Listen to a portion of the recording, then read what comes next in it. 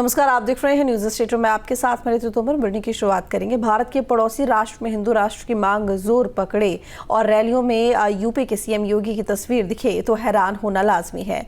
जी हां, सीएम योगी की तस्वीर देखी गई नेपाल में, जब वहां पूर्व राजा ज्ञानेन्द्र वीर विक्रम सिंह ने हिंदू राष्ट्र की मांग करते हुए रैली की। नेपाल और गोरक्षनाथ पीठ का नाता बरसों पुराना है और योगी जिस तरह हिंदू राष्ट्र के पक्षधर दिखते हैं, उसे देखते हुए नेपाल में उनके पोस्टर का सहारा लिया जा रहा है, जो योगी के प्रभुत्व और उनकी मांग को दर्शाता है। रिपोर्ट देखिए।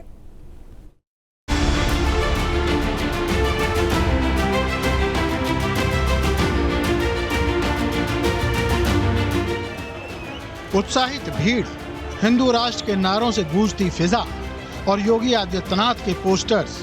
किसी को भी इस भीड़ से यही नजर आएगा कि हिंदुस्तान में यूपी के सीएम की या बीजेपी की कोई रैली का आम दृश्य है। लेकिन जरा ठहर जाइए, ये हिंदुस्तान की तस्वीर नहीं, बल्कि भारत के करीबी राष्ट्र नेपाल में राजशाही की वापसी की मांग करती हुई और राज परिवार के पूर्व महाराज ज्ञानेन्द्र सिंह के स्वागत में उमड़ी हिंदुओं की भीड़ है। नेपाल में वामपंथी आंदोलन से खत्म हुई राजशाही की वापसी की मांगों के साथ ज्ञानेन्द्र के स्वागत में उमड़ी भीड़। अब इस भीड़ में योगी आदित्यनाथ के पोस्टर से एक अटूट रिश्तों की कहानी कह रहे हैं, एक ऐसा रिश्ता जिसको बने हुए हजारों साल गुजर चुके हैं। रैली का उद्देश्य नेपाल में राजशाही की बहाली के लिए समर्थन प्रदर्शित करना था। हवाई अड्डे के बाहर सड़क के दोनों ओर ज्ञानेन्द्र की तस्वीरें और राष्ट्रीय ध्वज लिए मोटरसाइकिलों पर सवार सैकड़ों समर्थकों ने उनका स्वागत किया, तो कुछ समर्थकों ने ज्ञानेन्द्र की तस्वीर के साथ योगी आदित्यनाथ की तस्वीर भी दिखाई। जी देखिए, नेपाल बहुत पहले राजतंत्र ही था, पिछले कुछ सालों से वहाँ लोकतंत्र आया है और हिंदू राष्ट्र भी था।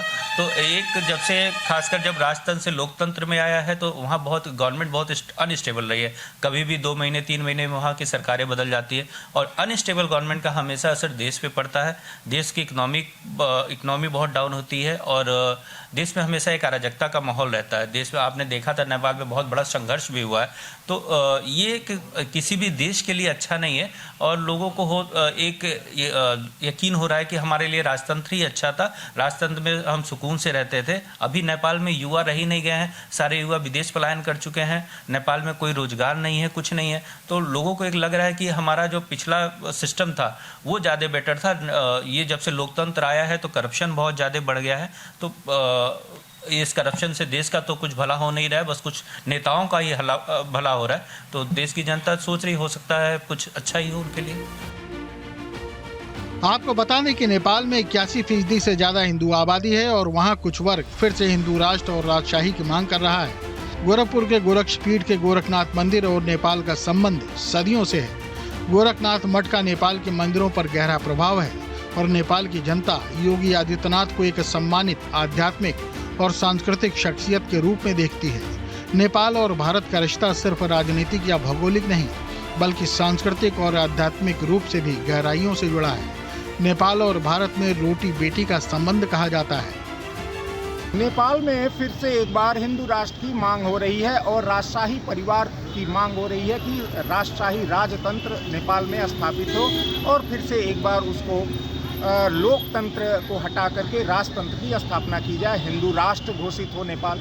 तो कुल मिलाकर के यहाँ गोरखपुर में हम खड़े हैं और यहाँ जो है गुरु गोरक्षनाथ मठ है। ये मठ का सीधे तौर पे नेपाल से संबंध रहा है, सदियों पुराना ये संबंध है। गुरु गोरक्षनाथ की कृपा से ही बताया जाता है कि वहाँ के राजवंश की स्थापना हुई और वो राजवंश आगे चला। तब से लगातार जो है गुरु गोरक्षनाथ के मंदिर में मकर संक्रांति को लेकर के जो है शाही परिवार से पहले खिचड़ी आती है और यहाँ गुरु गोरक्षनाथ के चरणों में अर्पित होती है। उसके बाद से जो है आम लोगों के लिए ये मंदिर के कपाट खोले जाते हैं। नेपाल के राजा और योगी के लगातार बढ़ते संबंध इस बात का संकेत है कि नेपाल की जनता अपनी हिंदू जड़ों की ओर वापस लौटना चाहती है। आपको बता दें कि ज्ञानेन्द्र ने जनवरी में उत्तर प्रदेश की अपनी यात्रा के दौरान कथित तौर पर योगी आदित्यनाथ से मुलाकात की थी।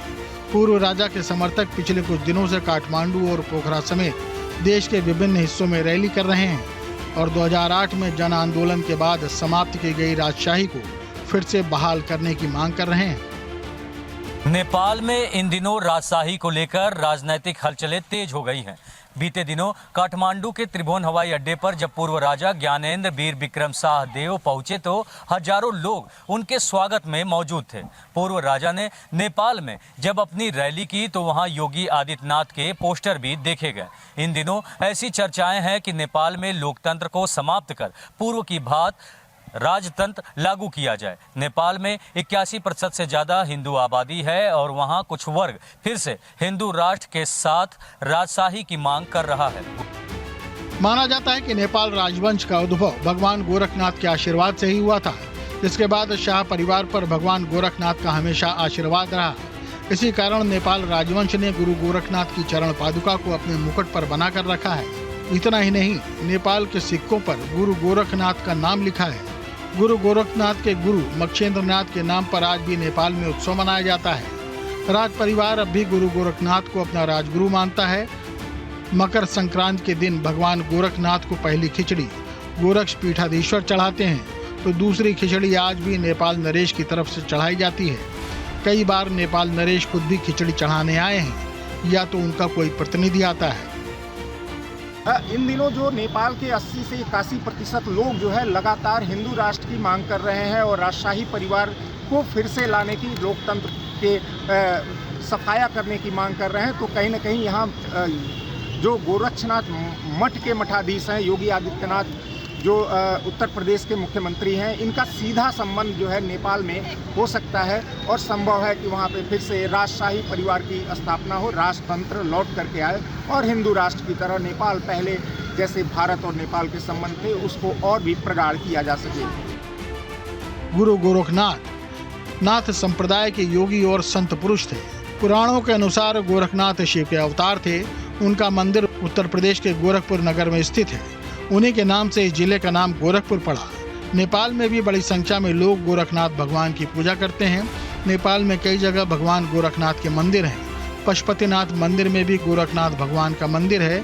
नेपाल में एक जिला है गोरखा, उस जिले का नाम गोरखा भी इन्हीं के नाम से पड़ा और ऐसा माना जाता है कि गुरु गोरखनाथ सबसे पहले यहीं दिखे थे। गोरखा जिला में एक गुफा है जहाँ गोरखनाथ का पग चिन्ह है और उनकी एक मूर्ति भी है। कहते हैं कि नेपाल के राज परिवार को गोरक्षनाथ का श्राप भी लगा था, जिसकी कहानी काफी रोचक है। करीब 300 साल पहले नेपाल के गोरखा जिले के घने जंगलों में राज परिवार के एक राजकुमार का सामना एक वृद्ध संत से हुआ। संत ने राजकुमार से दही की मांग की। संस्कारी राजकुमार ने संत की इच्छा को आज्ञा माना और अपने राजमहल से जाकर दही का कटोरा ले आए। संत सारा दही पी गए और फिर उन्होंने सारा दही उसी कटोरे में उलट दिया। संत ने कटोरा राजकुमार को देते हुए कहा कि इसे पी जाओ। राजकुमार का धैर्य टूटा और उसने कटोरा जमीन पर पटक दिया, जिससे दही उसके पैरों में गिर पड़ी। ये राजकुमार थे आधुनिक नेपाल के संस्थापक सम्राट पृथ्वीनारायण शाह और संत थे गुरु गोरक्षनाथ। गुरु गोरक्षनाथ ने क्षुब्ध होकर पृथ्वीनारायण शाह के पैरों को देखा और श्राप दिया कि इस पूरे भूभाग पर तुम्हारे वंश का शासन उतनी ही पीढ़ियों तक चलेगा जितनी तुम्हारे पैरों की उंगलियां दही में डूबी हैं। घबराए पृथ्वी शाह ने अपने पैरों को देखा, उनकी 10 उंगलियां दही में डूबी थी। दिन बीतते गए। आधुनिक नेपाल की राजधानी काठमांडू से 100 मील दूर गोरखा जिले से पृथ्वीनारायण शाह ने अपना साम्राज्य का विस्तार किया। इसी के साथ ही काठमांडू से शाह वंश का शासन शुरू हुआ। पृथ्वीनारायण शाह इस वंश के पहले नरेश थे और जब 31 जनवरी 1972 को वीरेंद्र वीर विक्रम शाह नेपाल के नरेश बने तो ये पृथ्वीनारायण शाह से शुरू हुए शाह वंश की 10वीं पीढ़ी के शासक थे। लेकिन 1990 के दशक में जब नेपाल अशांति के दौर से गुजर रहा था, नेपाल की बड़ी आबादी ने राजशाही से बगावत कर दी।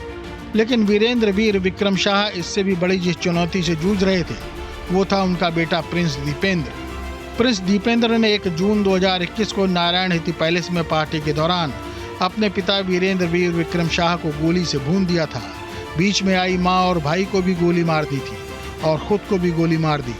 बेहोशी की हालत में 2 जून को दीपेंद्र को नया नरेश घोषित किया गया था।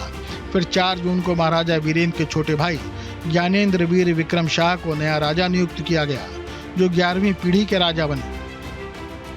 ज्ञानेंद्र वीर विक्रम शाह को नेपाल की राजनीतिक पार्टियों और माओवादी आंदोलन के सामने झुकना पड़ा।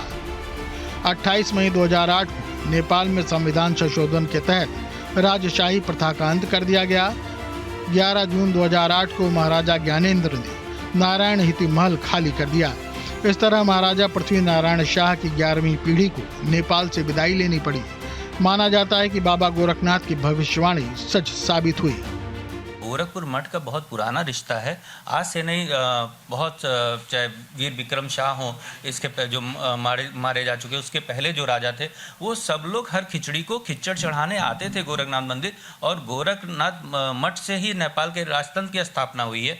तो ये बहुत इतिहास से जुड़ी हुई चीज़ है। तो ये दोनों अलग नहीं है, हमेशा गोरखनाथ मंदिर का मठ और नेपाल जुड़ा हुआ है। तो क्योंकि इस टाइम मठाधीश्वर योगी आदित्यनाथ है, तो वो उनका नेपाल से जुड़े हुए। जहाँ तक हिंदू राष्ट्र की बात हो रही है, तो इंडिया में भी योगी से बड़ा हिंदुत्व का कोई चेहरा नहीं है। आज के तारीख में सबसे बड़ा हिंदुत्व के चेहरे योगी आदित्यनाथ है, हिंदुओं के सबसे बड़े लीडर हैं। और क्योंकि इतने बड़े देश के जब वो हिंदू के लीडर हैं, तो वहाँ भी उनको उस तरह से पोर्ट्रे किया जा रहा है। हिंदुओं का जनमानस को जगाने की जो कोशिश हो रही है, उसमें सबसे बड़ा चेहरा उभर के आ रहा है योगी वहाँ भी। नेपाल 2040 वर्षों तक एक हिंदू राजशाही रहा था।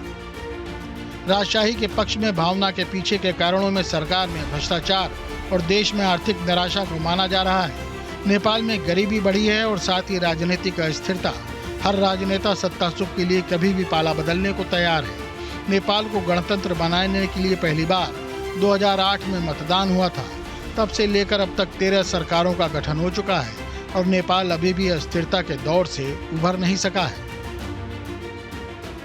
बीते कुछ समय से नेपाल में लोकतंत्र की स्थापना हो गई, लेकिन वहां नेपाल के 80% लोग आज फिर से हिंदू राष्ट्र बनाने की मांग कर रहे हैं और राजशाही व्यवस्था की मांग कर रहे हैं। तो इसको लेकर के यहाँ गुरु गोरक्षनाथ मठ के जो मठाधीश हैं, पीठाधीश्वर हैं योगी आदित्यनाथ, वो सूबे के मुख्यमंत्री भी हैं। और कहीं न कहीं नेपाल राष्ट्र के जो राजशाही व्यवस्था लाने की बात हो रही है, उसमें मुख्यमंत्री योगी आदित्यनाथ का सीधे तौर से हस्तक्षेप भी संभव है।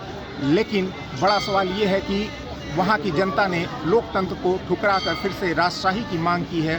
तो ये हिंदू राष्ट्र के लिए एक संबल है कि नेपाल की जनता को फिर से राजशाही परिवार पर पूरी तरह से उम्मीद है। JB Singh, news state, Gorakhpur. News nation अब व्हाट्सएप पर खबरों की ताजा अपडेट के लिए न्यूज नेशन के इस QR कोड को स्कैन करें